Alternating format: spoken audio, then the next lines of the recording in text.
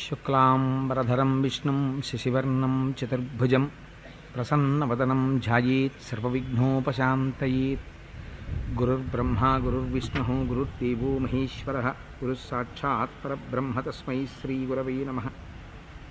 వ్యాసాయ విష్ణురూపాయ వ్యాసరూపాయ విష్ణవే నమో వై బ్రహ్మనిధయే వాసిష్ఠాయ నమో నమః.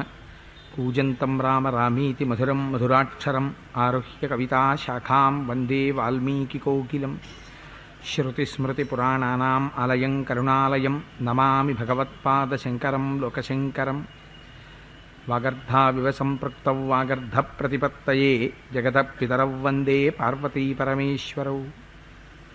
సూక్తిం సమగ్రయతున స్వయమేవ లక్ష్మీః శ్రీరంగరాజమహిషీముధరైః కటాక్షైః. వైదగ్ధ్యవర్ణగుణగుంభనగౌరవైర్యాం కండూలకర్ణకుహరాः కవయోధయంతి. హైమోర్ధ్వపుండ్రమజహన్మకుటం సునాసం మందస్మితం మకరకుండలచారుగండం. బింబాధరం బహుళదీర్ఘకృపాకటాక్షం శ్రీవేంకటేశముఖమాత్మని సన్నిధత్తాం. మనోజవం మరుతతుల్యవేగం జితేంద్రియం బుద్ధిమతాం వరిష్టం. వాతాత్మజం వనరయూధముఖ్యం శ్రీరామదూతం శిరసా నమామి. అపదామపహర్తారం దాతారం సర్వసంపదాం లోకాభిరామం శ్రీరామం భూయో భూయో నమామ్యహం. శ్రీరామచంద్రం శ్రితపారిజాతం సీతాముఖాంబోరుహచంచరీకః. సమస్తకల్యాణగుణాభిరామः నిరంతరం మంగళమాతనోతు. సింధూరారుణవిగ్రహాం త్రినయనాం మాణిక్యమౌళిస్ఫురత్తారానాయకశేఖరాం స్మితముఖీం ఆపీనవక్షోరుహాం. పాణిభ్యాం అళిపూర్ణరత్నచషకం రక్తోత్పలం బిభ్రతీం సౌమ్యాం రత్నఘటస్థరక్తచరణాం ధ్యాయేత్ పరేదంబికాం. హరి ఓం. పరమేశ్వర స్వరూపమైన సభకి నమస్కారం. నిన్నటి రోజు ఉపన్యాసాన్ని పూర్తి చేసేసరికి మనం ఒక మాట అనుకున్నాం. అగస్త్య మహర్షి మహానుభావుడు రామచంద్రమూర్తిని పంచవటి సమీపంలో పర్ణశాల నిర్మించుకుని మిగిలినటువంటి అరణ్యవాస కాలాన్ని అక్కడ గడపవలసినదిగా ఆదేశిస్తే రామచంద్రమూర్తి అక్కడ పర్ణశాల నిర్మించడం కోసమని లక్ష్మణ సహితుడై సీతాసహితుడై బయలుదేరారు అని. అయితే అగస్త్య మహర్షి ఆయన ఒక్కరే పంచవటిలో నివసించమని చెప్పడంలో ఒక గమ్మత్తైనటువంటి రహస్యం ఒకటి ఉంది.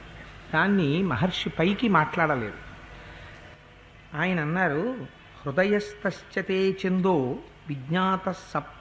విజ్ఞాతస్తపసామయ ఇహ వాసం ప్రతిజ్ఞాయ మయా సహ తపోవనే అతశ్చత్వాం మహం బ్రూమి గచ్చ పంచవటీమితి అన్నారు. రామా, నిన్ను నేను నాతో పాటు ఈ ఆశ్రమంలోనే ఉండు అనాలని అనుకున్నాను ముందు. కానీ నా తపోశక్తి చేత నీ మనస్సులో ఉన్న కోరికని నేను దర్శనం చేశాను. నీ కోరిక ఏమిటో నాకు అర్థమైంది. అందుకని నీ కోరిక తీరడానికి అనువైనటువంటి ప్రదేశం పంచవటిలో ఉండాలి. అందుకని నువ్వు అక్కడికి వెళ్ళవలసింది అన్నారు. ఇందులో యథార్థములకు చాలా విశేషాలు ఉన్నాయి. ఎందుకని అంటే, ఒకసారి సుతీక్ష్ణుడు తనతో పాటు ఉండవలసినది అని రామచంద్రుడిని అడిగితే, ఒక్కొక్కసారి మీరు వచ్చేటటువంటి మృగాలలో కొన్నింటి పట్ల మీరు చాలా దయతో ఉంటారు, నేను కోదండాన్ని స్వీకరించినటువంటి వాడనై వచ్చినటువంటి మృగములను సంహరిస్తాను, ఏకకాలమునందు మీ దయ ప్రసరిస్తుంది, నా బాణం వెళ్ళి ఆ మృగం మీద పడుతుంది, అందుచేత మనిద్దరం ఒక ఆశ్రమంలో ఉండడం కుదరదు అన్నారు. అగస్త్య మహర్షి విషయంలోనూ అంతే అవుతుంది కదా. ఎప్పుడైనా మృగాలవి వస్తే. అయితే అగస్త్య మహర్షి ఆశ్రమానికి ఒక మినహాయింపు. ఎందుకని అంటే, అక్కడ క్రూర మృగాలు సాధు మృగాలు అన్నీ కూడా పరస్పర వైషమ్యాన్ని మరిచిపోయి కలిసి సహజీవనం చేస్తుంటాయి. అసలు పాపపటాలోచన కలిగినటువంటి వాడు ఆ ఆశ్రమంలో ప్రవేశించనీలేడు. మరి అటువంటప్పుడు మహర్షి ఎందుకు నీ మనస్సులో మాట నేను తపోశక్తితో దర్శనం చేస్తున్నాను అని అనవలసి వచ్చినది అంటే, అవతార ప్రయోజనాన్ని అగస్త్య మహర్షి గుర్తించారు. వచ్చినటువంటి వాడు శ్రీ మహావిష్ణువు, జరగవలసినటువంటిది సీతాపహరణం. సీతాపహరణం అనేటటువంటి దాన్ని మిషగా పెట్టి రావణ సంహారం జరగాలి. దానికి అనువైనటువంటి ప్రదేశం ఏది ఎంచారు. అందుకని వెళ్ళి రామా, నువ్వు పంచవటిలో పర్ణశాల నిర్మించుకుని అక్కడ ఉండవలసినది అని చెప్పి పంపించారు. లోపల నీ మనస్సుని నేను నా తపశ్శక్తితో దర్శనం చేసి నిన్ను పంచవటికి పంపించడానికి కారణం ఇది అని చెప్పడం వెనకాతల ఉన్నటువంటి మర్మం అది. ఆ కారణం చేత మహానుభావుడు రామచంద్రమూర్తి బయలుదేరారు. మధ్యలో ఒక పెద్ద పర్వత స్వరూపం కలిగినటువంటి పక్షి ఆ జటాయువు దర్శనమిచ్చింది. ఇచ్చి, నేను నీ తండ్రి అయినటువంటి దశరథ మహారాజు యొక్క స్నేహితుణ్ణి, అందుకని నేను కూడా నీతో పాటు సీతాలక్ష్మణ సహితుడవై నువ్వు పంచవటిలో నివసిస్తున్నప్పుడు నీతో పాటు నేను ఉండాలనుకుంటున్నాను, నన్ను కూడా నీతో తీసుకుని వెళ్ళవలసినది అని అభ్యర్థిస్తే రాముడు అంగీకరించారు. ఆయనతో పాటు ఆ జటాయువు కూడా బయలుదేరింది. వారందరూ కలిసి ఆ పంచవటి ప్రాంతాన్ని చేరుకున్నారు. చేరుకున్న తర్వాత రాముడు లక్ష్మణుణ్ణి పిలిచాడు. పిలిచి, లక్ష్మణ, అగస్త్య మహర్షి చెప్పినటువంటి ప్రదేశానికి మనం చేరుకున్నాం. అందుచేత ఇక్కడ సమతలంగా ఉండి కావలసినంత నీరు సమృద్ధంగా దొరికేటటువంటిది, దర్భలు దొరికేటటువంటిది, మనకి కావలసినటువంటి పళ్ళు, కందమూలములు, తేనె మొదలైనటువంటివి దొరికేది, మనం దేవతారాధనం చేసుకోవడానికి కావలసినటువంటి పుష్ప సమృద్ధి కలిగినటువంటిది, సమతలమైనటువంటి ప్రదేశాన్ని ఎంచి అక్కడ ఒక పర్ణశాలని నిర్మించు అని అన్నారు. అంటే లక్ష్మణుడు అన్నాడు, పరవానస్మి కాకుత్స త్వైవర్ష శతం స్థితే స్వయం రుచిరే దేశే క్రియతామితి మాం వద. స్వామి, నువ్వు నన్ను నిర్మించమని చెప్తావేమిటయా?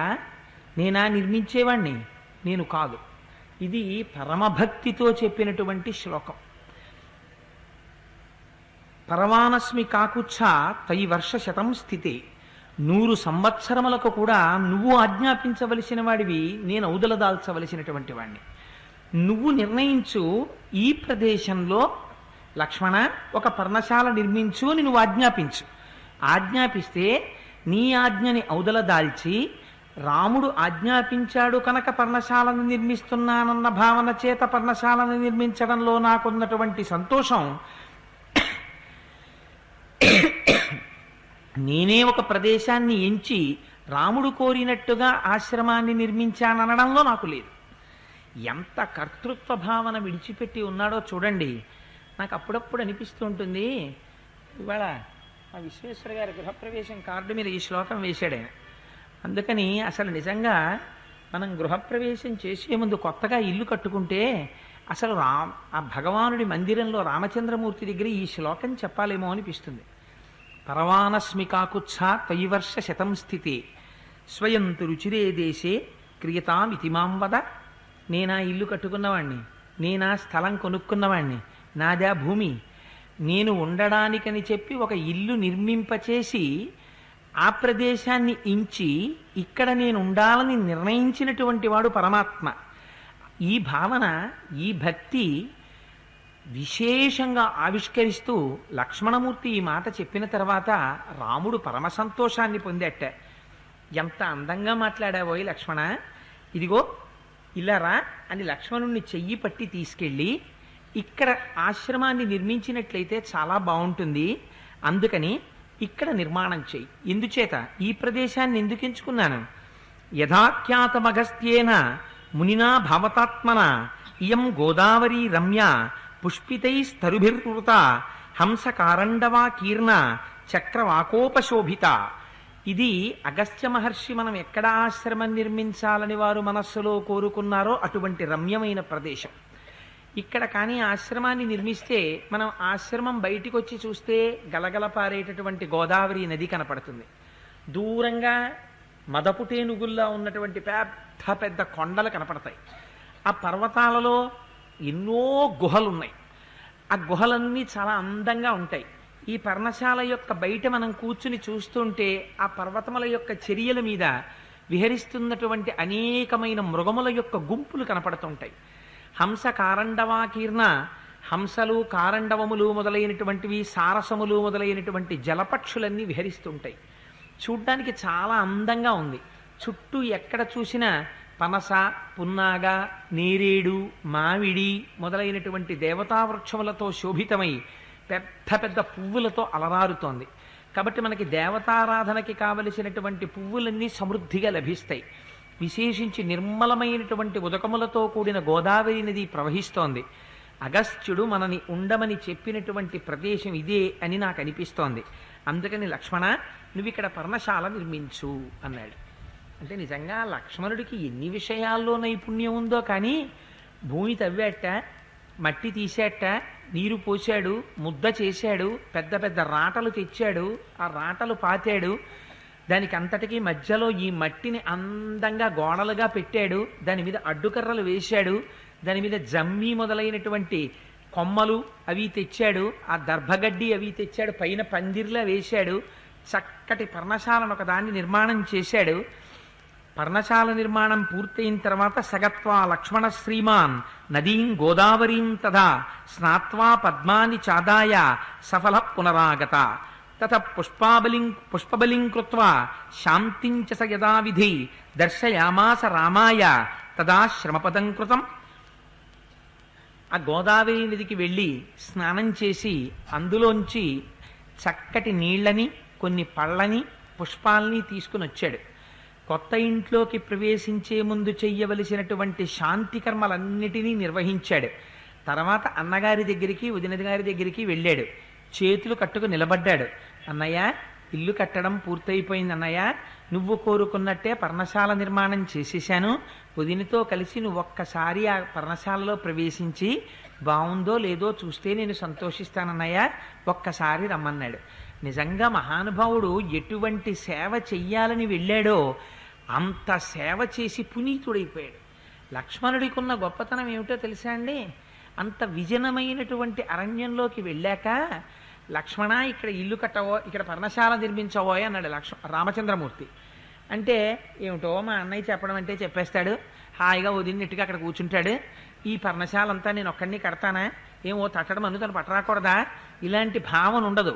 ఈ మాట చెప్పగానే ఎందుకు పొంగిపోయాడంటేట, నేను ఒక్కడే కట్టాలి. ఇప్పుడు తెద్దామన్నా ఒక పార మట్టి తెచ్చేవాడు ఎవడూ లేడు. కాబట్టి ఈ పర్ణశాల అంతా నేను ఒక్కడే నిర్మిస్తాను రాముడికి. ఎంత అదృష్టం లభించింది నాకు! రాముడితో పాటు ఈ అరణ్యంలో ఎవ్వరూ లేని చోటికి రావడం చేత నేను ఒక్కడే రాముని యొక్క సేవ చేసుకునే అదృష్టం నాకు లభించింది. నిజంగా ఈ భావన ఎంతమందికి కలుగుతుంది? భగవంతుని యొక్క సేవ చెయ్యవలసి వస్తే ఎవరింటి పూజా మందిరంలో వాళ్ళు ఒక్కళ్ళేగా కూర్చునేది. కూర్చున్నప్పుడు అబ్బా ఏమి నా అదృష్టం నిజంగా, ఈ పూజా మంటపంలో నేను కూర్చుని ఈ నీళ్లతో అభిషేకం చేసుకుని, ఈ గంధం చెక్క మీద గంధం తీసుకుని, ఆ విభూతి తీసి అభిషేకం చేసి, ఈ పాలతో అభిషేకం చేసి, ఈ పువ్వులన్నీ స్వామికి అలంకారం చేసి, ఆ తర్వాత చక్కగా వస్త్రం ఇచ్చి, నీరాజనం ఇచ్చి, నివేదన చేసి, తాంబూలం ఇచ్చి, మంత్రపుష్పం చెప్పి, స్వామికి నమస్కారం చేసి, శరణాగతి చేసి బయటికి వెళ్ళే అదృష్టం నాకు ఒక్కడికే దక్కింది.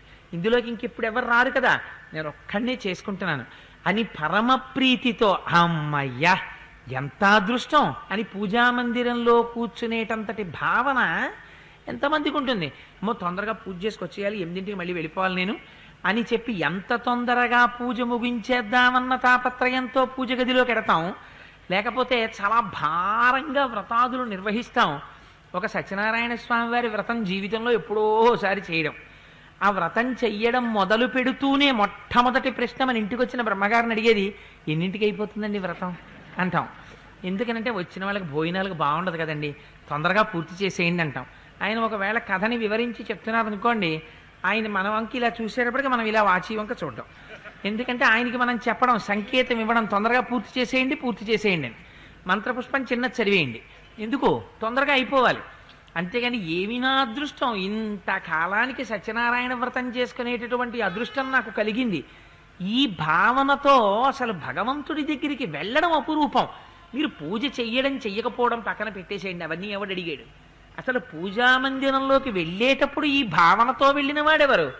తెల్లవారుతోంది, బ్రాహ్మీ ముహూర్తం వస్తోంది, సూర్యోదయం అవుతోందంటే అమ్మో ఈశ్వర శాసనం చేత ఒక్క క్షణం విశ్రాంతి తీసుకోకుండా స్వామి సూర్యోదయం అవుతోంది, నేను తొందరగా లేచి స్నానం చేసి మడిబట్ట కట్టుకుని పూజామందిరంలోకి వెళ్ళిపోయి గుహలో సింహం కూర్చున్నట్టు హాయిగా అక్కడ కూర్చుని నేను ఈశ్వరుడు తప్ప వేరొకరు ఉండరు, తలుపు వేసుకుని ప్రశాంతంగా పూజ చేసుకుని నేను ఒక్కడనే, అగరత్తు పెట్టినా నేనే, దీపం పెట్టినా నేనే, నైవేద్యం పెట్టినా నేనే, పువ్వులు పెట్టినా నేనే, ఇలానే కళ్ళు మూసుకునేటప్పటికి ఇక్కడ పూలు ఎత్తుకుపోయేవాడు ఎవడు ఉండడు, అన్నీ నేనే నా స్వామికి ఇవ్వాల చేయడానికి అని పొంగిపోతూ ఇంట్లో కూర్చుని పూజా మందిరంలో ప్రవేశించగలిగితే నీవు లక్ష్మణుడవే.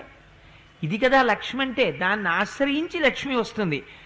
అందుకే మహదైశ్వర్యం ఏమిటో రాముడు ఇచ్చాడు. దేనికి ఇచ్చాడు? పర్ణశాల చూసి ఇవ్వలేదు. పర్ణశాల అయితే రాముడికి ఇంతకన్నా హర్మ్యాలలో నివసించాడు ఆయన. చాలా బాగా కట్టావా, కర్రలు తోసేస్తే పడిపో అనో, లేకపోతే లక్ష్మణ ఇందులోకి గబుక్కుని ఏనుగు దూరితే కర్రలు ఉడిపోతాయా అని అనుమానాలో ఇవి కాదు. మరి దేనికి అంటే చెప్తాడు. భగవానుడు దేనికి ప్రీతి చెందుతాడు?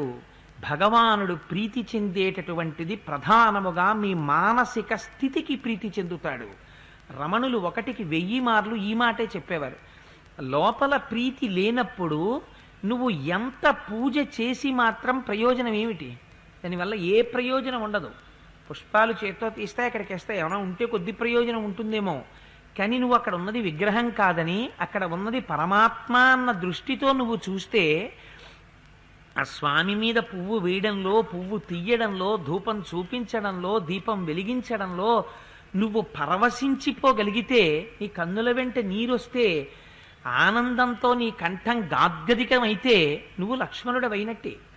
అట్లాంటి పూజ చేసిన వాడికి, అటువంటి మానసిక భావన కలిగిన వాడికి ఈశ్వరుడు ఎటువంటి స్థితిని చూపిస్తాడో మనకి ఈ సర్గ చూపిస్తుంది. అందుకని పర్ణశాల నిర్మాణము అన్నదాన్ని ఒక్కదాన్ని అంత పెద్ద సర్గేం మహర్షి రాయక్కర్లేదు. దాని వెనకాతల ఒక పరమ ప్రయోజనాన్ని జాతికి నిరూపిస్తున్నారు. లేకపోతే ఋషికి మనం ఎందుకు రుణపడతాం? ఋషి మనకి చెప్పే ప్రయోజనమే ఉంటుంది. అందుచేత ఇది నిర్మించిన తరువాత రామచంద్రమూర్తి చూసి అన్నారట, లోపలికి వెళ్ళి ఒకసారి పర్ణశాల చూశారు. చూసి ప్రీతోస్మితే మహత్కర్మ త్వయాకృతమిదం ప్రభో. ఇవాళ లక్ష్మణుడిని ఏమంటున్నారు? ప్రభో. సాధారణంగా ప్రభో అన్న మాట రాముడు లక్ష్మణుడి పట్ల వాడరు. స్వయంకృతమిదం ప్రభో ప్రదేయో అన్నిమిత్తంతే పరిష్వంగో మయాకృత. లక్ష్మణ, ప్రభో గొప్ప పని చేసినవాడా. ఏమిటి గొప్ప పని? పర్ణశాల నిర్మాణం చెయ్యడం కాదు, నాకొక్కడికే పర్ణశాల నిర్మించే అవకాశం వచ్చిందని. అన్నయ్య రేపు మిగిలింది పూర్తి చేస్తానన్నయ్య అని కూర్చున్నట్టు మీకు ఈ సర్గలో ఎక్కడన్నా చూపించారా? ఎక్కడా చెప్పరు. అదేమిటండి, అంత పర్ణశాల పొద్దున్న చెప్తే మధ్యాహ్నానికి అయిపోయి గోదావరి నదికి వెళ్ళిపోయి స్నానం చేసేసి, అన్నయ్య ఇంక నేను చాలా టైర్ అయిపోయాను, నువ్వు వెళ్ళి స్నానం చేసావు, తెచ్చుకుని పూజలు చేసి లోపలికి వెళ్ళి బాబు నేను కాసేపు పడుకుంటాను బయట అనలేదే. శాంతికర్మ కూడా తాను చేసేసి ఇంకా ఏమైనా చెప్తే బాగుండు, ఏమిటో అయిపోయింది పర్ణశాల నిర్మాణం, మళ్ళీ ఎప్పటికి చెప్తాడో ఏమిటో అన్నయ్య అని మనసులో బాధపడిపోతూ అందులో కొంత శూన్యం ప్రవేశించగా, ఇంకా తనకి పనేం లేదు, ఇంకా వెయిటింగ్ లిస్ట్లో లేవు ఆర్డర్స్, ఏదైనా కొత్త ఆర్డర్ వస్తే మళ్ళీ ఉత్సాహంగా చేసేస్తాడు. ఇది కదండి లక్ష్మీవాన్ అంటే, ఈశ్వర కైంకర్యమునందు ఈ నిష్ఠ, తరగని ఈ ఉత్సాహం. ఇది చూసి రాముడు అన్నట్ట, ప్రీతోస్మితే మహత్కర్మ. ఏమి పని చేశావయ్యా? ఇది పని చేయడం అంటే దాని వెనకనున్న రహస్యం. త్వయాకృతమిదం ప్రభో ప్రదేయో అన్నిమిత్తంతే పరిష్వంగో మయాకృత. నేను లక్ష్మణ నీకు ఇప్పుడు ఏమి ఇవ్వగలను? నువ్వు చేసినటువంటి ఈ పనికి నేను ఇయ్యగలిగినటువంటి కానుక వేరొకటి నా దగ్గర లేదు. అందుకని నేను నీకేమిస్తున్నానో తెలుసా? ఇదిగో ఈ కానుక ఇస్తున్నాను, దగ్గరికి రా అని పిలిచి తన బాహువులతో గట్టిగా కౌగిలించుకున్నట్ట. ఏనాడు నువ్వు ఈశ్వర ఆలింగన సౌఖ్యాన్ని పొందగలవు? ఈశ్వర ఆలింగన సౌఖ్యమును నీవు పొందేది కర్మేంద్రియముల చేత చేయబడినటువంటి పూజ వలన కాదు. కర్మేంద్రియముల వెనక నీ మనస్సు ఉత్సాహభరితమై ఉన్నప్పుడు దానికి నీకొచ్చేటటువంటి ఫలితము పరమేశ్వరుని యొక్క ఆలింగన సౌఖ్యమును అనుభవిస్తావు. ఈశ్వరుడే వచ్చి నిన్ను గట్టిగా కౌగిలించుకొని తన బాహువులలో బంధించినప్పుడు ఆనాడు నువ్వు ఎక్కడున్నావు? ఆయన చేతుల మధ్యలో ఆయన గుండెల మీద పడుకుని, నీ గుండెలు ఆయన గుండెలకి తగులుతుంటే, నీ కడుపు ఆయన కడుపుకి తగులుతుంటే, నీ తొడలు ఆయన తొడలకి తగులుతుంటే, నీ వీపు మీద ఆయన 2 చేతులు వచ్చి గట్టిగా కౌగిలించుకుంటే, ఆయన ఒంటికి వ్రాసుకున్నటువంటి ఆ శ్రీగంధము, ఆ కౌస్తుభ రత్నము, ఆ వనమాల, తులసిమాల, పుష్పమాలలు, ఆ కంఠానికి ఉన్నటువంటి త్రివళులు, శంఖం లాంటి మెడ, వాటిని చూసి చూసి కళ్ళు మత్తెక్కిపోయి, ఆ వాసనకి నాసిక మత్తెక్కిపోయి, భగవంతుడి యొక్క గుండెల మీద చెవు చేర్చేసి నువ్వు ఇలా పడుకుని ఉండిపోతే ఆనాడు నువ్వు పొందినటువంటి ఐశ్వర్యం లాంటి ఐశ్వర్యం ముందు కొన్ని కోట్ల రూపాయల ఐశ్వర్యం ఏపాటి ఐశ్వర్యం ఇది? ఇది రాముడిచ్చేట. దేనికి? పర్ణశాల నిర్మించినందుక? పర్ణశాల నిర్మాణము వెనక ఉన్నటువంటి మానసికోత్సాహమునక? ఆ మానసికోత్సాహమునకు. ఇది మహదైశ్వర్యము. ఇది లక్ష్మణుడు పొందాడు. లక్ష్మణుడు అని ఎందుకు వశిష్ఠ మహర్షి పేరు పెట్టారో ఎక్కడా మాట్లాడకుండా మహర్షి నిరూపిస్తున్నారు ఈ సర్గలో. ఇదయ్యా లక్ష్మణుడి కైంకర్యం అంటే. ఇటువంటి వాడు కదా, మళ్ళీ వెంటనే నరుడిగా తీసుకొచ్చేయాలి. అన్నగారిగా కౌగిలించుకోవడం. అప్పుడు రాముడు ఏమిస్తాడు కనుక కానుక. అందుకని గాఢ పరిష్వంగం ఒక్కసారి కౌగిలించుకున్నాడు. అందుకని అంటాడాయన, భావజ్ఞేన కృతజ్ఞేన ధర్మజ్ఞేన చ లక్ష్మణ త్వయా పుత్రేణ ధర్మాత్మ న సంవృద్ధ పితామమ. లక్ష్మణ, నువ్వు నాతోటి భావము చేత కృతజ్ఞత చేత నువ్వు నాకు తమ్ముడివి కావయ్యా, నువ్వు నాకు తండ్రివి. నువ్వు తండ్రిగా నాకుంటే నాకు తండ్రి లేకపోవడం ఏమిటయ్యా లక్ష్మణ? నాకెప్పుడూ తండ్రి ఉన్నాడు. ధర్మజ్ఞుడైనటువంటి దశరథ మహారాజు గారు వెళ్ళిపోలేదు, నాకు నీ రూపంలో ఉన్నాడు. ఈ మాట ఎవరెవరితో అనాలి? లక్ష్మణునితో. లక్ష్మణుడు రాముడితో అనాలి. అన్నగారు కనుక నువ్వున్నావు నాకని. కానీ ఎవరెవరితో అంటున్నారు? రాముడు లక్ష్మణుడితో అంటున్నాడు. తమ్ముడా, నువ్వున్నావయ్యా, నువ్వు నాకు తండ్రి లేకపోయినా నువ్వు నాకు తండ్రి లాంటి వాడివి. ఎందుకని? కుమారుడు కష్టపడుతుంటే తండ్రి చూడలేడు. ఈ శరీరం ఇందుకు పనికొస్తుందా, నేను ఇప్పుడు చేయగలనా, అమ్మో నాకు కుదురుతుందా, ఇవి ఆలోచించుకోడు. కొడుకుని రక్షించుకోవలసి వచ్చింది అనుకోండి, తండ్రి రక్షించుకోవలసి వస్తే తను ఏ వయస్సులో ఉన్నాడు, తను ఈ పని చెయ్యగలడా చెయ్యలేడా ఏది చూసుకోడు. కొడుకుని రక్షించుకోవడమే ప్రయోజనంగా తండ్రి ఎలా తిరుగుతాడో అలా నువ్వు తిరిగావు. అందుకని నీలో నేను తండ్రిని చూశాను, నీకు కొడుకునయ్యాను ఇవాళ. అందుకని నువ్వా గొప్ప నేనా గొప్ప అంటే పరిస్థితిని మార్చాడు ఇప్పుడు రాముడు. భక్తుణ్ణి పైకి పెట్టాడు, తను కిందికి దిగాడు. ఇది అవలా? మీరు యథార్థంగా ఆలోచిస్తే మీరు శ్రీకాళహస్తి వెళ్ళండి. శ్రీకాళహస్తిలో పరమశివుణ్ణి అర్చించినటువంటి తిన్నడెక్కడున్నాడు, శివుడు ఎక్కడున్నాడు? శివుడు కింద ఉంటాడు, తిన్నడు కొండ మీద ఉంటాడు. భగవంతుడు కొండ మీద, భక్తుడు కింద ఉండాలి. భక్తుడు పైనున్నాడు, భగవంతుడు కింద ఉన్నాడు శ్రీకాళహస్తిలో. ఏమిటని గమ్మత్తు అంటే ఆయనకి ఏం తెలుసు? ఏమి తెలియక్కర్లేదు. కానీ ఈశ్వరాభిషేకం చెయ్యాలనుకున్నాడు, చేశాడంతే. మార్గావర్తిత పాదుకా పశుపతే రంగస్య కూర్చాయతే గండూషాంబు నిషేచనం పురరిపోర్ దివ్యాభిషేకాయతే కించిత్ భక్షిత మాంసశేషక బలం నవ్యోపహారాయతే భక్తి కిం నకరోత్యహో వనచరో భక్త్యావతంసాయకే అంటారు శివానంద లహరిలో శంకర భగవత్పాదులు. అందుకని ఎంగిలి మాంసం ముక్క పెట్టడం వెనకాతల ప్రేమ ఉంది. నోటితో తెచ్చినటువంటి నీరు అభిషేకించడంలో భక్తి ఉంది. కాలి చెప్పు తీసి కూర్చగా శివలింగం మీద ఉన్నటువంటి నిర్మాల్యాన్ని తీయడంలో ప్రేమ ఉంది. తుట్టతుదన ఇంత ప్రేమున్నవాడు కాబట్టే శంకరుడి కంటిలోంచి నీరు కారితే చూడలేక తన కంటిని తీసి శంకరుడి కంటికి పెట్టాడు. ఏది భక్తి? తనకి తెలుసున్న దాంతో అర్చించుట. నాకు అది రాలేదండి, నాకు ఇది రాలేదండి, బెంగేం పెట్టుకోక్కర్లేదు. నీకుండవలసింది ప్రాథమికముగా ప్రేమ. వీడు ఈశ్వరుడు, నా కన్న తండ్రి, నా తల్లి, నా దైవం, నా అక్క, నా చెల్లి, మాతా చ పార్వతీదేవి, పితాదేవో మహేశ్వర, బాంధవ శివభక్తాశ్చ స్వదేశో భువనత్రయం అంటారు శంకర భగవత్పాదులు. అందుకని వీడు నా స్వామి అన్న భావన నీకున్ననాడు ఈ ప్రేమకి ఈశ్వరుడు లొంగుతాడు. లొంగితే ఏమవుతాడు? నేను నిన్ను రక్షించింది నీ ప్రేమ చేత నేను రక్షింపబడుతున్నాను. అందుకేమన్నాడు? లక్ష్మణ, నాకు తండ్రి లేడన్న బెంగ లేదు, నీలో నేను తండ్రిని చూసుకుంటున్నాను, నువ్వు నన్ను తండ్రిగా రక్షిస్తున్నావు. ఎంత అదృష్టవంతుణ్ణి లక్ష్మణ నేను అని ఆ లక్ష్మణమూర్తిని కౌగిలించుకున్నారట. ఒక పర్ణశాల కట్టినటువంటి విషయం వెనకాతల మహర్షి ఇంత అందమైన సర్గని ఇవ్వడంలో ప్రాథమికమైనటువంటి ప్రయోజనం మనం జీవితంలో ఎలా ప్రవర్తించాలో, భక్తి అన్న మాటకు అసలు నిర్వచనం ఏమిటో లక్ష్మణుడు కట్టిన పర్ణశాలని అడ్డుపెట్టి రాముడు చెప్పిన మాటల్ని ఉటంకిస్తూ ఒక అందమైన విషయాన్ని ఆవిష్కరించాడు. చాలా సంతోషంగా ఉంటున్నారు. చక్కగా ఉదయం స్నానం చేయడం, సంధ్యావందనం చేసుకోవడం, పితృతర్పణం చేయడం, దేవతర్పణం చేయడం, తర్వాత హాయిగా అగ్నికార్యం చేసుకోవడం, ఆ వేదిక మీదకి ఎక్కి కూర్చోవడం, వచ్చినటువంటి ఋషులు మొదలైనటువంటి వారితో భగవత్ సంబంధమైనటువంటి విషయాల్ని చర్చ చేయడం, తెచ్చుకున్నటువంటి కందమూలాలు తినడం. ఎవరు తెస్తారు అవి కూడా? ఓ తట్ట ఓ గుణపం పట్టుకుని వెళ్ళిపోతాడు లక్ష్మణమూర్తి. వెళ్ళిపోయి అవన్నీ తవ్వి పట్టుకొచ్చేస్తాడు. పట్టుకొచ్చి అన్నయ్య తినంటాడు. తను తినడు, ముందు అక్కడ పెడతాడు. పెడితే రాముడు సీతమ్మతో కలిసి సీతమ్మ ఇది బాగుంది ఇది బాగుంది అంటూ తింటాడు. వాళ్ళిద్దరూ తింటుంటే కందులు నీరు పెట్టుకుని పొంగిపోతాడు. అన్నయ్యకి ఇవాళ తెచ్చిన వాటిల్లో ఇది నచ్చింది అది నచ్చిందని. అంత సంతోషపడిపోతూ ముగ్గురు ఆనందంగా జీవితాన్ని గడిపేస్తున్నారు. ఇంతలో హేమంత ఋతువు వచ్చింది. హేమంత ఋతువు అంటే ఇప్పుడు మనకి జరుగుతోంది కదా, ఇదే హేమంత ఋతువు. మార్గశీర్ష పుష్యమాసములలో హేమంత ఋతువు ఉంటుంది. విస్తారంగా మంచు పడుతూ ఉంటుంది. ఇక్కడ ధర్మం చెప్తారు మహర్షి. ఎలా చెప్తారు? పైకి ఏం చెప్పరు. ఇది ధర్మము, అందువల్ల రాముడు చేసెను, ఇలా ఏం మాట్లాడరు. సాధారణంగా మనందరికీ ఒక అలవాటు ఉంటుంది. హేమంత ఋతువులో తెల్లవారుజామున ఎవ్వరం లేవం. ఎందుకని లేవము అంటే అబ్బో చలికాలం అండి అంటాం.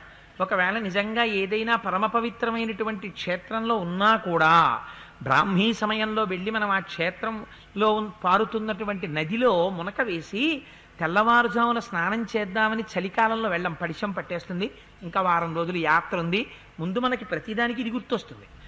అందుకని చెప్పి కానీ రాముడు మాత్రం తెల్లవారుజామున చీకటిలో బ్రాహ్మీ ముహూర్తంలో స్నానం చెయ్యడానికి బయలుదేరాట గోదావరికి. ఆయన వెనక సీతమ్మ బయలుదేరింది, లక్ష్మణుడు బయలుదేరాడు. బయలుదేరడంలో గమ్మత్తు ఏమిటో తెలుసా అండి? రాముడు నడుస్తున్నాడు స్నానానికి, వెనకాతల రాముడు స్నానం చేసిన తర్వాత కట్టుకోవలసినటువంటి పొడిబట్ట, చెంబు మొదలైనవి లక్ష్మణుడు పట్టుకున్నాడు. గురువుగారు, అన్నగారు, తండ్రి ఇటువంటి పెద్దలు వెడుతున్నప్పుడు వారి వెనకాతల వెళ్ళేటప్పుడు నేర్చుకోవాలి. భర్తతో వెళ్ళేటప్పుడు నా చీర మీ భుజం మీద పడేసుకోండి అని ఆయన మీద పారేయడం, లేకపోతే కొడుకు కూడా ఆయన వెంట పెడుతూ నాన్నగారు చెంబు మీరు పట్టుకోండి, నా మీద పడతారే అని కొడుకు తండ్రికి ఇచ్చేయడం. ఇది కాదు మన సంప్రదాయం.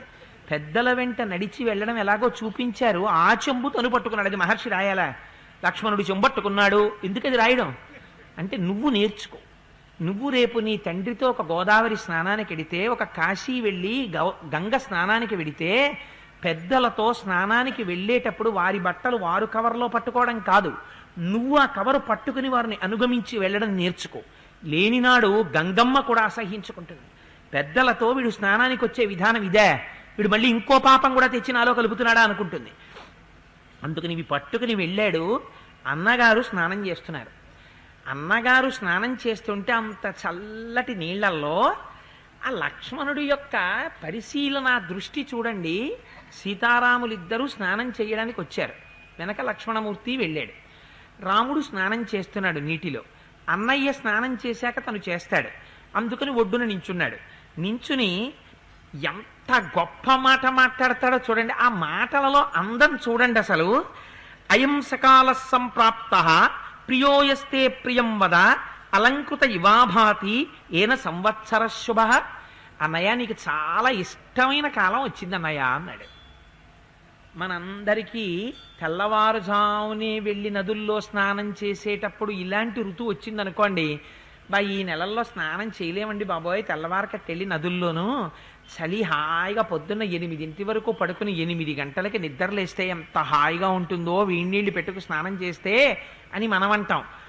ప్రకృతి ప్రతిబంధకంగా నిలబడినప్పుడు అనుష్ఠానానికి ప్రతిబంధక స్వరూపంలో ఉన్నటువంటి దాన్ని గెలిచి ఈశ్వరుడి వైపుకి నిలబడ్డంలో రాముడు కృతకృత్యుడయ్యాడు. అందుకని అన్నయ్య నీకు ఇష్టమైనటువంటి కాలం వచ్చింది, ఈ ఋతువు అంటే నీకు చాలా ఇష్టం అన్నయ్య. అందుకని చూసావా ఒక్కసారి ఎక్కడ చూసినా మంచు ఎలా పడుతోందో అన్నయ్య. అన్నిటినీ మించి నీహార పరుషో లోకః పృథివీ సస్యశాలిని జలాన్యనుపభోగ్యాని సుభగో హవ్యవాహన. ఎంత అందంగా మాట్లాడతారో చూడండి మహర్షి. లక్ష్మణుడితో చెప్పిస్తున్నారు. జనులందరికీ అన్నయ్య ఈ ఋతువులో ఇష్టమైంది ఏమిటో తెలుసా? సూర్యుడు. అంటే దాని అర్థం ఏంటి? ఎప్పుడు లేస్తాం? సూర్యోదయం అయ్యాక లేస్తాం. ఎక్కడ కూర్చుంటాం? లేస్తూనే సూర్యుడికి అభిముఖంగా ఎండ ఎక్కడ పడుతోందో అక్కడికి వెళ్ళి ఓ కుర్చీ వేసుకుని ఇంకక్కడ పేపర్, ఆ పేపర్ ఒకటి పట్టుకుని 9 వరకో 10 వరకో చదివేసి 10:30కో 11కో అప్పుడు స్నానం చెయ్యాలనిపిస్తే అప్పుడు స్నానం. కానీ రాముడు చేశాడు. ఆ ఋతువులో కూడా బ్రాహ్మీ ముహూర్తంలోనే స్నానం, నదీ స్నానం. అందుకని అన్నయ్య లోకమంతా ఈ ఋతువు వచ్చినప్పుడు నీటిని చూస్తే స్నానాదులు చేయడానికి భయపడుతుంది. సూర్యుడిని చూస్తే సంతోషిస్తుంది. ఎందుకని? అసలు నీటిని చూస్తేనే ఒళ్ళు గడ్డగట్టేస్తుందనయా. ఎంత గమ్మత్తైన మాటలు మాట్లాడాడో చూడండి. ఋషి ఎంత గొప్పగా చెప్పారో. మనం ఆ మాట అంటాం, అమ్మో నీళ్లు చూసేటప్పటికే ఒళ్ళు గడ్డ కట్టేస్తోంది బాబోయ్ ఇలా అంటాం. ఏంటి ఇంకా వాడు వెళ్ళలేదు మునగలేదు, ఇక్కడే అప్పుడే ఇలా ఇలా ఇలా గడ్డ కట్టేస్తోంది అన్నాం. అందుకని అన్నయ్య అందరికీ ఈ సమయంలో సూర్యుడి ఇష్టం అన్నయ్య, ఒళ్ళు గడ్డ కట్టేస్తోంది అంటుంటారు. నవాగ్రయణ పూజాభి అభ్యర్చ పితృదేవతా కృతాగ్రయణకా కాలే సంతో విగత కల్మషాహ. ఈ ఋతువులో పంటలన్నీ ఇంటికి చేరుతాయి. ఇంటికి చేరడం చేత ఈ పంటలన్నిటితోటి మనకి చెయ్యవలసినటువంటి పనిని ఋషి ఇక్కడ మనకి జ్ఞాపకం చేస్తున్నారు. ఈ మాసము హేమంత ఋతువు దేనికి ప్రసిద్ధి? ఉత్తరాయణ పుణ్యకాలం ప్రవేశిస్తుంది. పంటలన్నీ ఇంటికి వస్తాయి.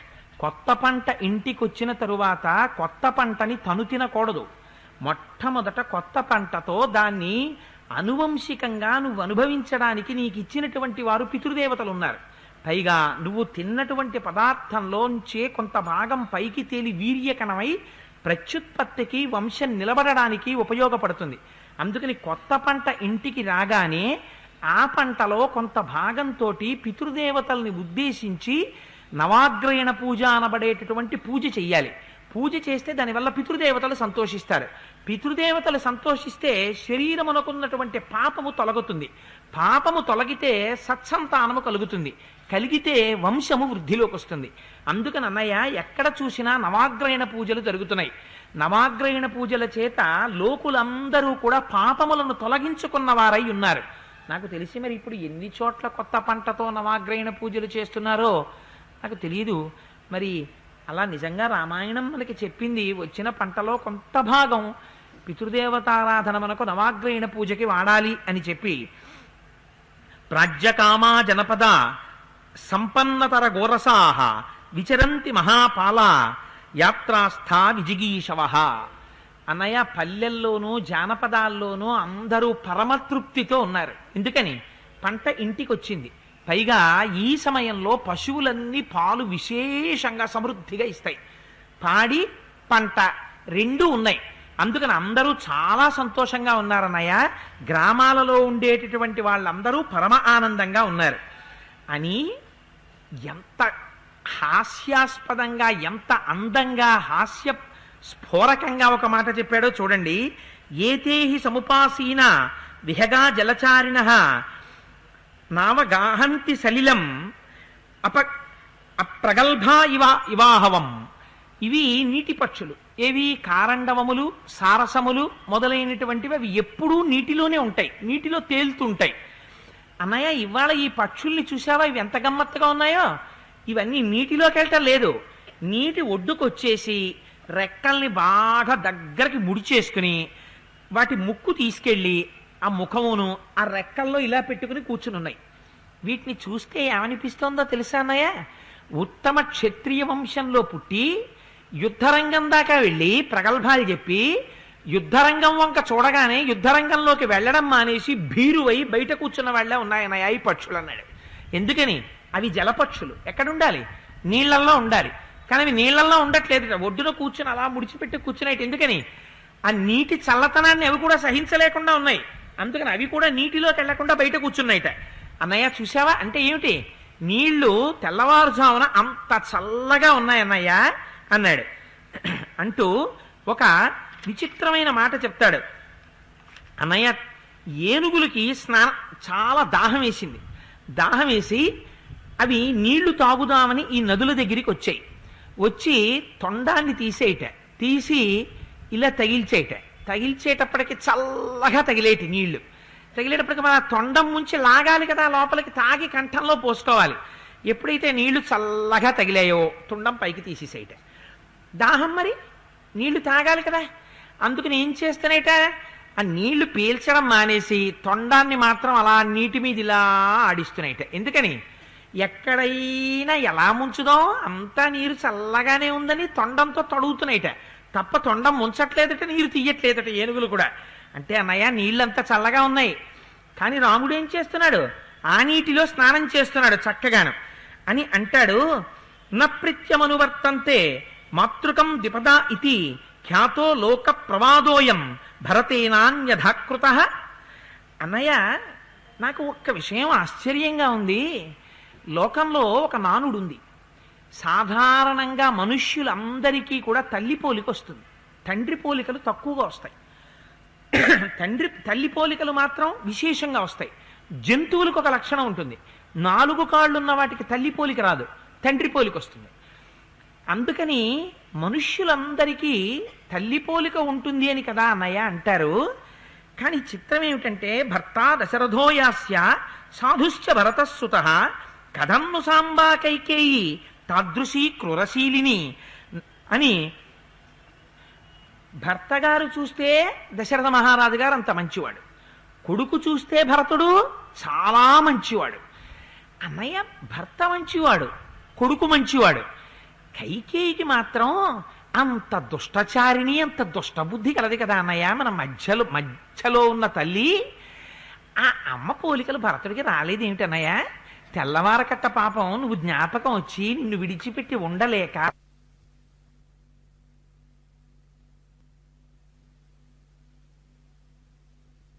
కూడా ఇలాగే సరయూ నదిలో స్నానం చేస్తుండుంటాడు.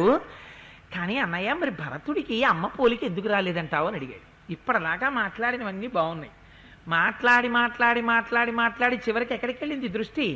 భరతుడు రాముణ్ణి విడిచిపెట్టి ఉండలేక ఆ ఏర్పడినటువంటి తాపాన్ని తొలగించుకోవడానికి బ్రాహ్మీ ముహూర్తంలో సరయూ నదిలో స్నానం చేస్తూ ఉంటాడన్నటువంటి మాట కూడా అందంగా ఉంది. కానీ అందరికీ అమ్మ పోలిక వస్తే భరతుడు అంత మంచివాడు, ఆయనకి అమ్మ పోలిక రాలేదు, కైకకి మాత్రం అన్ని చెడ్డ గుణాలు ఎక్కడి నుంచి వచ్చాయన్నయ్యా అని అడిగాడు. ఈ మాట వినేటప్పటికీ రాముడు అన్నట్ట స్నానం చేస్తున్నవాడు, నతేంబా మధ్యమా తాత గర్హితవ్యా కథంచన తామే వేక్ష్వాకు నాథస్య భరతస్య కథాంకురు. లక్ష్మణ, నువ్వు ఇప్పటిదాకా భరతుడి గురించి మాట్లాడావు, నా మనస్సు ఎంత సంతోషపడిందో తెలుసా? మళ్ళీ మధ్యలో కైకమ్మని జ్ఞాపకం చేసుకుని కైకమ్మని నిందిస్తూ ఉంటావు ఎందుకు లక్ష్మణ? తప్పది, అమ్మను అలా నిందించకూడదు. నేను ఒట్టు పెట్టాను భరతుడితోటి, నా మీద సీతమ్మ మీద ఒట్టు, కైకని నిందిస్తేని. నువ్వు మళ్ళీ కైకని నిందిస్తావేమిరా? అలా నిందించకూడదు.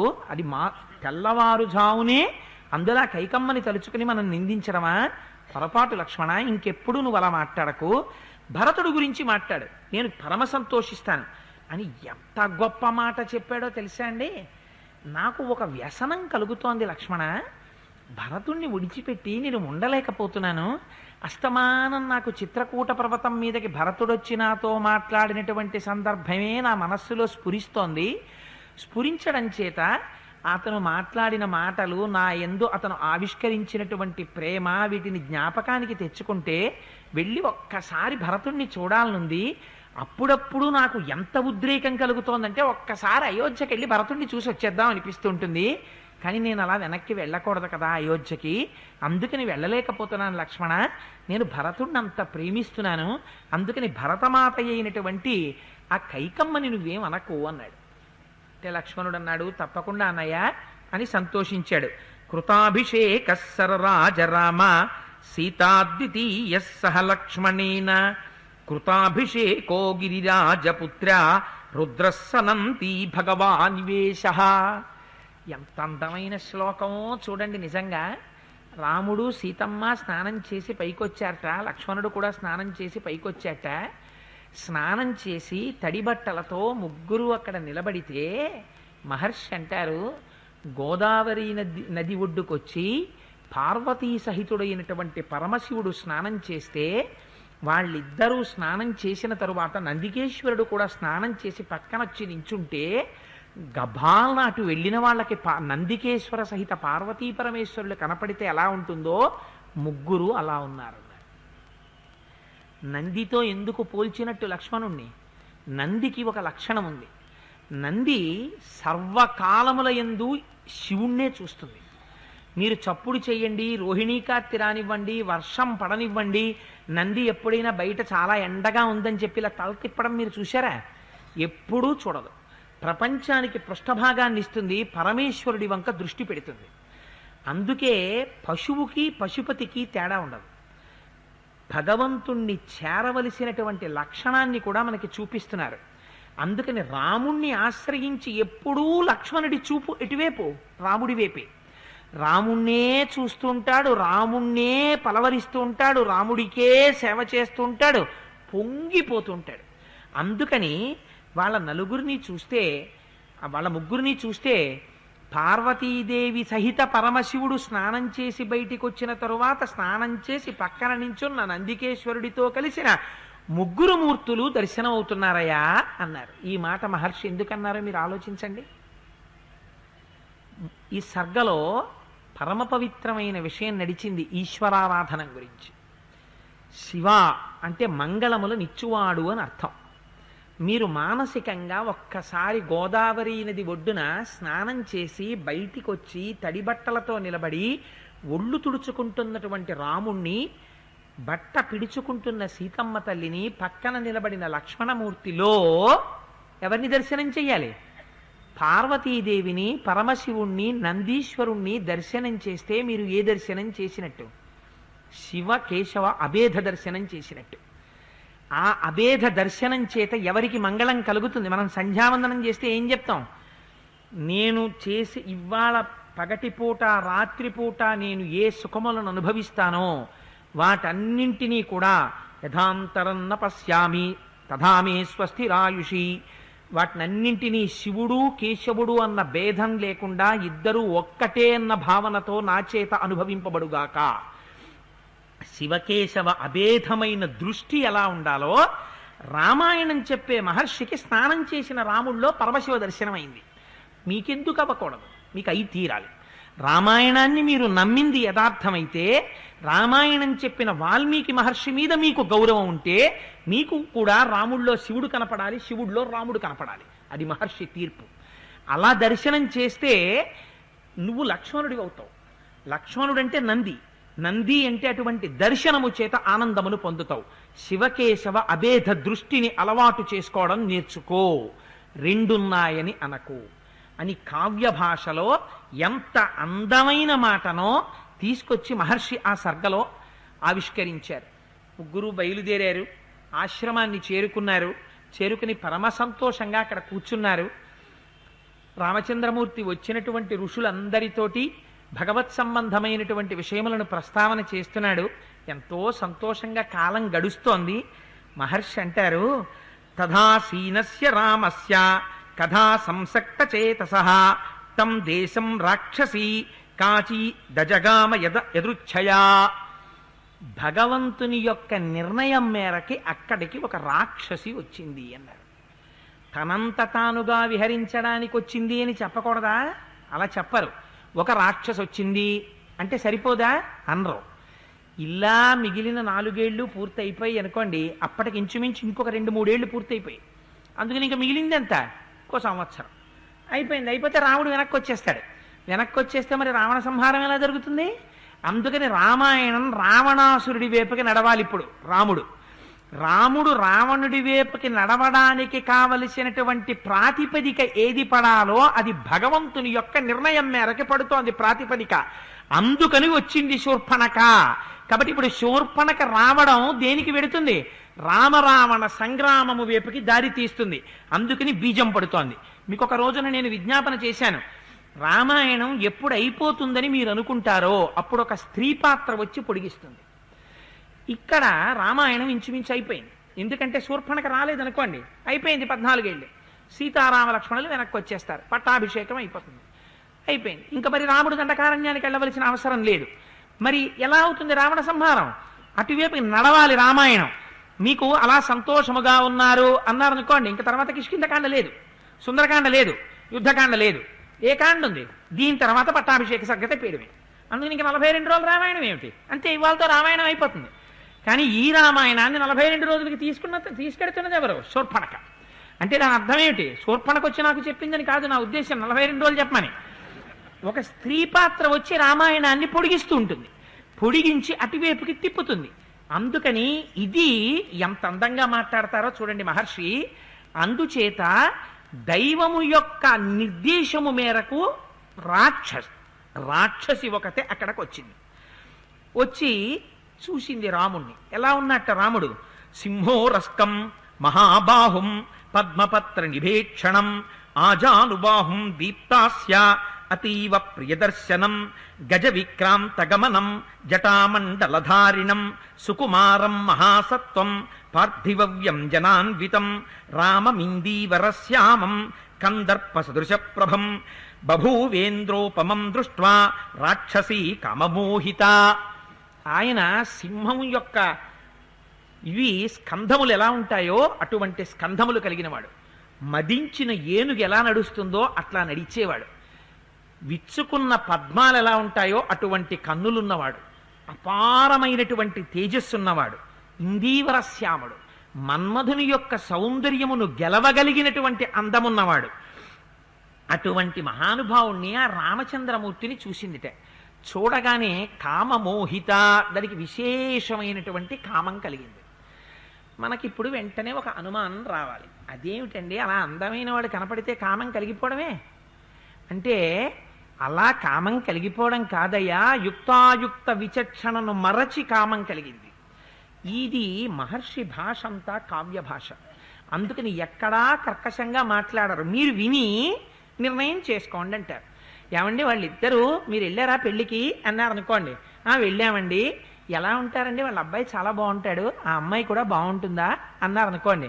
అయ్యో పిల్లాడు తెల్లగా 6 అడుగుల ఎత్తండి, ఆవిడేమో నల్లగా 3 అడుగుల పొట్టండి, ఆ పిల్లాడిదేమో ఇలా నొక్కుల నల్లటి జుత్తండి, ఆ పిల్లదేమో బాలనెరుపు వచ్చేసిందట పాపం, సగం జుత్తు నిరిసిపోయిందండి, ఆ అబ్బాయి ఏమో కళ్ళు నిజంగా కళ్ళల్లో ఉందండి కాంతి అంతాను, ఆ పిల్లాడు చూస్తుంటే కళ్ళ వంక చూడకుండా ఎవ్వరూ ఉండలేరండి, పాపం ఆ అమ్మాయిది ఒక కన్ను మెల్లకన్నండి, ఆయన ముక్కేమో ఇలా ఏదో సంపంగి పువ్వులా ఉంటుంది, ఆ అమ్మాయిదేమో చిన్నప్పుడు ఎవరో గుద్దేరట వాళ్ళు సొట్ట పడిపోయిందండి ముక్కు అని ఆయన నోరు విప్పి నవ్వితే చంద్రబింబం నవ్వుతోందా అన్నట్టుంటుంది, ఆవిడ నవ్వితే పర్వత స్వరూపమైన దంతాలు దర్శనం అవుతాయండి, వాళ్ళిద్దరి యొక్క సామ్యం అది అని మీరు అన్నారనుకోండి. ఇంకా వేరే చెప్పాలా? పెళ్లి కొడుకు బాగుంటాడు, పెళ్లి కూతురు బాగుండదని. మహర్షి గొప్పతనం ఏంటంటే ఆయన ఏమి శూర్పణకు అసహ్యంగా ఉంటుంది, రాముడు అందంగా ఉంటాడు, ఆ దిక్కుమాలిన శూర్పణకి రాముడి మీద కామం ఏంటి, ఇలా ఏమనరు. ఆయన తీర్పులు ఏం చెప్పరు. చెప్పకుండా ఇప్పుడు నేను ఎలా చెప్పానో అలాగే ఆయన చెప్తారు. చదివి మీరు ముక్కున వేలేసుకోవాలి. ఆశ దీని అసాధ్యం, కోలా దీనికి కోరికెలా పుట్టింది రా రాముడిని చూస్తే అని ఎంత అందంగా మాట్లాడతారో చూడండి. వెంటనే పక్కనే ఇప్పుడు నేను ఎలా చెప్పానో అలాగే పెడుతుంది శ్లోకం కూడా. సుముఖం దుర్ముఖీ రామం వృత్తమధ్యం మహోదరి విశాలాక్షం విరూపాక్షి సుకేశం తామ్రమూర్ధజ ప్రీతిరూపం విరూపాస సుస్వరం భైరవస్వర తరుణం దారుణా వృద్ధ దక్షిణం వామభాషిణి న్యాయవృత్తం సుదుర్వృత్త ప్రియం అప్రియదర్శన శరీరజ సమావిష్ట రాక్షసీ వాక్యమబ్రవీత్. ఆయన ఎలా ఉన్నట్ట? ఆయన సుముఖం, చూసేటప్పటికీ అబ్బాయి ఎంత బాగున్నాడో అనేస్తారట. ఆవిడ్ని చూస్తే బాబోయ్ ఎలా ఉందో అంటారట. దుర్ముఖీం వృత్తమధ్యం, ఆయనేమో కడుపు పైకి కనపడదట, అలా లోపలికి వెళ్ళిపోయి అంత అందంగా ఉంటుందిట కడుపు. మహోదరీం, ఓ పెద్ద బాణబోర్లించినట్టు ఆవిడ కడుపు ఉంటుందిట. విశాలాక్షం, ఆయనవి పెద్ద కళ్ళుట. విరూపాక్షీం, అంత వికృతమైన కళ్ళు ఆవిడివిట. సుకేశం, అందమైన జుత్తు ఈందిట. తామ్రమూర్ధజ, రాగి జుత్తు, ఎర్రటి తీగలతో కూడిన పొద ఎలా ఉంటుందో అలాంటి జుత్తు ఆవిడిదిట. ప్రీతి రూపం, అందమైన రూపు, చూడగానే మళ్ళీ చూడాలనిపించే రూపు ఆయిందిట. విరూపాస, బాబోయ్ రూపమేమిట్రా అని పిల్లలు జరుచుకునేటట్టుగా చంటి పిల్లలు ఉన్న వాళ్ళ గభాల్ని పిల్లాన్ని తీసి ఇలా పవిటి కొంగులో దాచేసుకునేటట్టు ఆవిడ ఉంటుందిట. సుస్వరం, ఈయన కంఠం విప్పితే వీణ మీటినట్టు ఉంటుందిట. భైరవస్వర, కుక్క మొరిగినట్టు ఆవిడ కంఠం ఉంటుందిట. తరుణం, ఆయనేమో మంచి యవ్వనంలో ఉన్నట్ట. దారుణావృద్ధ, ముసల్తనంలో ఆవిడుందిట. దక్షిణం, ఈయనేమో అందంగా మాట్లాడతాట. వామభాషిణి, కంఠం విప్పిందంటే యువతల వాళ్ళకి ఒళ్ళు గగుర్పుడి చేస్తుంది, అంత అసహ్యంగా ఆవిడ మాట్లాడుతుంట.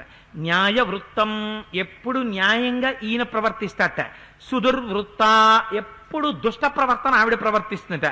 ప్రియం, చూడగానే అబ్బా, ఆయన చూస్తే చాలా ఏటో పని అయిపోయినంత ఆనందం, బా ఆయన నా వంక ఇవ్వాలి చూశారండి, నా మనస్సు నిండిపోయింది నిజంగాను అనిపిస్తుంది. ఆ ప్రియదర్శన, బాబోయ్ ఈవిడ నన్ను చూసింది కొంపలు అడిపో కదా ఇవాళ అనిపిస్తుందిట. శరీరజ సమావిష్ట రాక్షసి వాక్యమబ్రవీత్. అటువంటి శూర్పణక రాముని వంక చూసి ఒక మాట మాట్లాడుతోంది. శూర్పణక తత్వం చాలా గమ్మత్తైన తత్వం. మరి ఎన్ని భాషలలో ఇంత ఖచ్చితమైన మాట ఉందో నాకు తెలియదు, కానీ శూర్పణకకి తెలుగింటి వారు మాత్రం ఒక అందమైన విశేషణం వేశారు.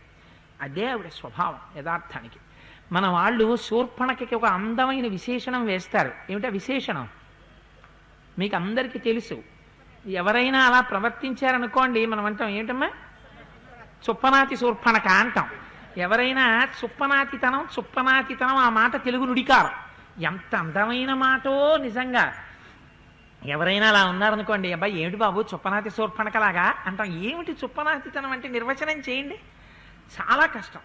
చుప్పనాతితనం అంటే ఒకడికి ఉంటే ఓర్వలేదు, కనపడ్డవన్నీ తనవైపోవాలనుకుంటుంది. తగిన యోగ్యత ఉందా? యోగ్యత ఉండదు, కానీ అన్నీ తనకి కావాలి. మళ్ళీ అలా తను పొందలేకపోయింది అనుకోండి, కోపం వస్తుంది. కోపం వస్తే ఊరుకుంటుందా? ఎంత తుఫానైనా సృష్టిస్తుంది. మాటని ఎలా మార్చాలో అలా మారుస్తుంది.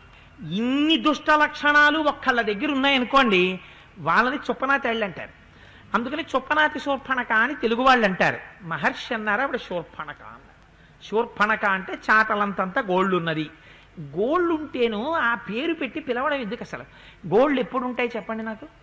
పుట్టగానే గోల్డ్ ఉంటాయా? చాటలంతంత గోల్డ్ ఉంటాయి మా అమ్మాయికి అని పేరెట్టడానికి? లేకపోతే వాళ్ళు పెట్టారు కదా అని వీడు పెంచుకుంటుందా? మరి ఎందుకు మహర్షి ఆ పేరు పెట్టినందుకు అంటే, గోళ్ళు రెండు రకాలైనటువంటి శక్తులకి ప్రతీకలు. అపారమైన తపస్సు చేసేవాడికి గోళ్ళు పెరుగుతాయి. విపరీతమైనటువంటి కామంతో క్రోధంతో తిరిగేటటువంటి వాడు కూడా. అందుకే మన పెద్దవాళ్ళు అంటారు, ఏంట్రా గోళ్ళు తీయవా నువ్వు అంటారు.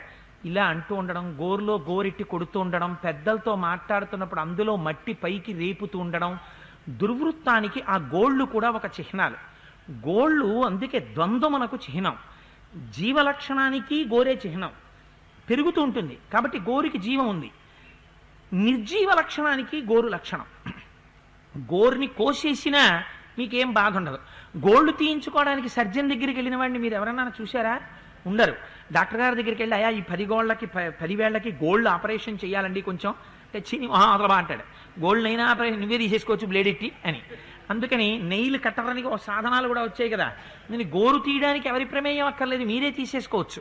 కోసేస్తే బాధే ఉండదు. బాధ లేదు కదా అని ప్రాణం లేకపోలేదు, అది పెరుగుతుంటుంది. అది గోక్కోవడానికి పనికొస్తుంది. విచిత్రం. గోరు నేను ముట్టినే అన్నాను అనుకోకండి, మహర్షి ఎందుకు పేరు పెట్టారో చెప్తున్నాను.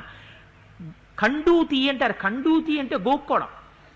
గోక్కుంటే కండూతి. దీక్షలో ఉన్నవాడికి ఒక లక్షణం ఉంటుంది. నేను దీక్ష తీసుకున్నానండి అంటుంటారు. నేను 40 రోజులు దీక్ష తీసుకున్నానండి, అయ్యప్ప దీక్షలో ఉన్నాను అంటుంటారు కదా. దీక్షా స్వీకారం చేస్తే మొట్టమొదట చెయ్యవలసిన లక్షణం ఏంటంటే, దురద పెట్టినప్పుడు గోళ్లతో గోకకూడదు. అందుకని దుప్పి కొమ్ము దగ్గర పెట్టుకోవాలి ప్రతివారు. పెట్టుకుని, ఎవరు మనందరం అక్కర్లేదు, దీక్ష తీసుకుంటే దుప్పి కొమ్ము దగ్గర పెట్టుకుని ఆ దుప్పి కొమ్ముతో గోక్కోవాలి. అందుకని కండూతికి పాండితికి రెండింటికి గోరే. దొరదెట్టినా దీంతోనే గోకుతాం. పాండిత్యం ఉండి పాండాహ అంటే జ్ఞానం, అపారమైన భక్తి ఉన్నప్పుడు ఈ గోరు ఉపయోగపడదు, లేనప్పుడు గోరు ఉపయోగపడుతుంది.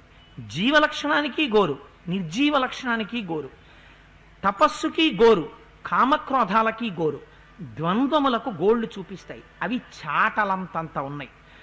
చాట కూడా మళ్ళీ ద్వంద్వములకు ప్రతీక. చాట మంచికి పనికొస్తుంది, చాట చెడుకి పనికొస్తుంది. ఇంట్లో అంతా ఊడి చేసిన తర్వాత చీపురుతో చాట్లోకి ఎత్తేస్తారు. చీపురుతో చాట్లోకి ఎత్తేసిన దాన్ని పైనుంచి పోసేస్తే ఎవడి మీదన్నా పడింది అనుకోండి, దానివల్ల పెద్ద దెబ్బలాట వస్తుంది. చాట్లోకి ఎత్తేది పనికిరాని తిట్టుతారు. అదే చాట పనికొచ్చేది మిగుల్చుకోవడానికి పనికొస్తుంది. గమ్మత్తు. చాట్లో పెట్టిలా చెరిగారనుకోండి, ఏమవుతుంది? పనికి మాలింది పైకి పోతుంది, పొల్లు పనికొచ్చేది ఉండిపోతుంది. అన్ని ద్వంద్వాలే. అందుకని ఎంత గొప్ప పేరేశారో చూడండి, శూర్పణఖ అన్నారు. ఈవిడి దగ్గర అన్నీ ఉంటాయి అలాంటివి. అందుకని మన తెలుగింటి వాళ్ళు ఇంత గొడవ ఎందుకని చుప్పనాతి అని తగిలించి అదిగో ఆ లక్షణంతో ఉండేటటువంటి స్వరూపం ఆవిడ. అందుకని ఇద్దరిని పోల్చారు.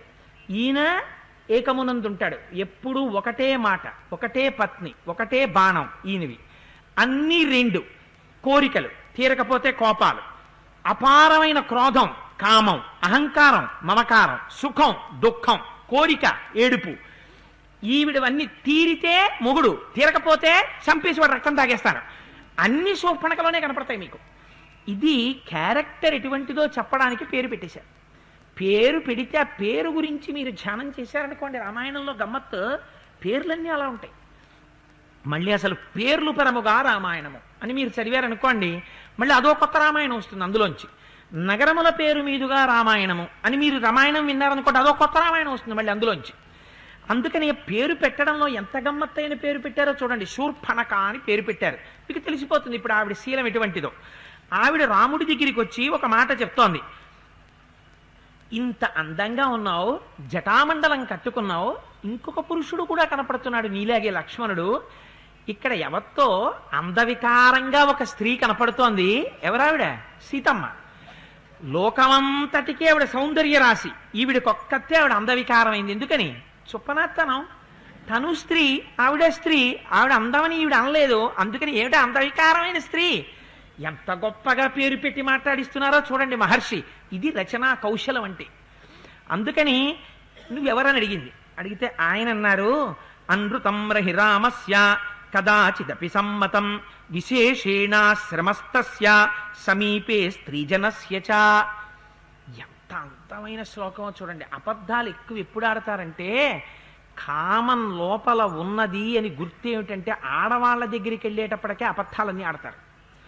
అక్కర్లేని మాటలు 5 నిమిషాలు మాట్లాడి వచ్చేసేయవలసింది అరగంట మాట్లాడతాడు. ఎందుకు మాట్లాడతాడంటే, మళ్ళీ శాస్త్రంలో చెప్పారు మహానుభావులు, అది ఎందుకు వ్యసనం అలా మారిపోతుందో, ఎందుకు అలా. సరే, ఇప్పుడు నేను వాటన్నిటి గురించి స్పృశించదలుచుకోలేదు. అందుచేత ఆవిడ యొక్క శీలం ఎటువంటిదో, రాముడు ఎటువంటి వాడో చూడండి. అనృతం నహి రామస్య, ఆయనకు అబద్ధాలు ఆడడం ఇష్టం ఉండదు. కదాచిదపి సమ్మతం, స్త్రీ కదా, తనని కోరి వచ్చింది కదా అని లేనిపోని మాటలు మాట్లాడడం, స్త్రీల దగ్గర మాట్లాడడం, ఆశ్రమాల్లో మాట్లాడడం అసలు ఇష్టపడడం. అంటే తాను మాట్లాడకపోవడం కాదు, ఇతరులు అలా ప్రవర్తించినా రాముడు అంగీకరించాడు. అందుకని ఆయన ఉన్న మాట ఉన్నట్టు చెప్పాడు. నేను దశరథ మహారాజు గారి పెద్ద కొడుకుని, నన్ను రాముడు అని లోకం పిలుస్తుంది. నా తమ్ముడు లక్ష్మణుడు, భార్య సీతమ్మ. మేము ముగ్గురం తండ్రి గారి మాటకి కట్టుబడి అరణ్యానికి వచ్చాం. ఇక్కడ తాపసులమై ధర్మబద్ధమైనటువంటి జీవితాన్ని గడుపుతున్నాం. నా తమ్ముడు నా శుశ్రూష చేస్తున్నాడు, నువ్వెవరు అని అడిగాడు. ఆవిడంది, ఈయన గురించి చెప్పుకున్నటువంటి విధానాన్ని మీరు ఆలోచించండి, ఆవిడ చెప్పిన విధానాన్ని మీరు ఆలోచించండి, ఒక్కసారి వినండి అంతే. అసలు మామూలుగా వాల్మీకి మహర్షి అయితే ఇప్పుడు నేను చెప్పినట్టు చెప్పరుగా, ఆవిడ ఏం చెప్పిందో చెప్పి వదిలేస్తారు. దాన్ని బట్టి మీరు నిర్ణయం తీసుకోవాలి ఆ పాత్ర ఎటువంటిదో. అందుకే రామాయణం మీకు బాగా జీర్ణమైందనుకోండి, అవతల వారు మాట్లాడుతున్న మాటలు బట్టి వారి యొక్క మనస్థితిని అంచనా కట్టడం వచ్చేస్తుంది. ఎంత అందంగా చెప్తున్నారో చూడండి. అహం శూర్పణఖా నామ రాక్షసీ కామరూపిణి అరణ్యం విచరామీదమేకా సర్వభయంకరా. నా పేరు శూర్పణఖ, నాకు కామరూపం ఉంది. ఎందుకని? ఇప్పుడు ముసల్దానిగా కనపడుతోంది. కావాలంటే నేను కామరూపం పొందగలను, ఏ రూపమైనా నేను పొందేస్తాను. నేను చాలా భయంకరమైనటువంటి రీతిలో ఈ అరణ్యం అంతా తిరుగుతూ ఉంటాను. అంటే ఆవిడికి ధర్మం అక్కర్లేదు. రావణో నామ మే భ్రాత బలీయాన్ రాక్షసేశ్వర వీరో విశ్రవసో పుత్రో ఎదితే శ్రోత్రమాగతః. విశ్రవసో బ్రహ్మ యొక్క కుమారుడైనటువంటి 10 తలలు కలిగినటువంటి రావణాసురుడు నా అన్నగారు, నేను ఆయన యొక్క చెల్లెల్ని. ప్రవృద్ధ నిద్రశ్చ సదా కుంభకర్ణో మహాబలః. ఇంకో అన్నయ్య ఉన్నాడు నాకు, వాడు ఎక్కువ నిద్రపోతుంటాడు. వాడు గొప్ప రాక్షసుడు రావణుడిలాగే. వాడి పేరు కుంభకర్ణుడు. విభీషణస్తు ధర్మాత్మ నతు రాక్షసచేష్టితః. కోడున్నాడు విభీషణుడని, పుట్టడం మాతో పుట్టాడు, ఎందుకు పనికి మాలినవాడు, ఒక్క రాక్షస చేష్టితం వాడికి లేదు. వాడిదంతా ధర్మం ధర్మం ధర్మం అంటుంటాడు. అంటే ఆవిడికి ఎంత యావగింపో చూడండి ధర్మం ధర్మం అన్న వాడి పట్ల. అసలు ఎవరి గురించి చెప్పుకోవాలి? తాను ధర్మాత్మురాలైతే ముందు విభీషణుడి గురించి చెప్పుకోవాలి. గొప్పగా చెప్పుకున్నది రావణ కుంభకర్ణుల గురించి చెప్పింది. చెప్పి ఏమిటో ఎప్పుడు ధర్మం అంటూ తిరుగుతూ ఉంటాడు. ఒక్క రాక్షస గుణం లేదండి. మంచి తండ్రి కడుపున ఓ చెడ్డ కొడుకు పుట్టాడు అనుకోండి, ఇటు ఆయనకి ఎలా కొడుకు అయ్యాడోనండి, ఒక్కటి తండ్రి గారి గుణం లేదంటాం. అలా ఎంత బెంగగా చెప్పుకుందో. మా రాక్షస కులంలో పుట్టాడు అన్నగారు, ఎందుకు ఒక్క రాక్షస గుణం లేదు, ఎప్పుడు ధర్మం ధర్మం అని తిరుగుతుంటాడు. అంటే ఆవిడ స్వరూపం ఎటువంటిదో మీరు ఆలోచన చెయ్యండి. ఇంకా ప్రఖ్యాత వీర్యౌచారణే భ్రాతరౌ కరదూషణౌ, యుద్ధంలో గొప్పగా యుద్ధం చెయ్యగలిగినటువంటి కరదూషణలు కూడా నా అన్నలు. తానహం సమతిక్రాంత రామత్వా పూర్వదర్శనాత్ సముపేతాస్మి భావేన భర్తారం పురుషోత్తమం. నేను ప్రపంచంలో ఎవ్వరినీ లెక్క పెట్టను, స్వేచ్ఛా విహారిని. అలా తిరుగుతూ ఉంటాను అరణ్యాల్లో.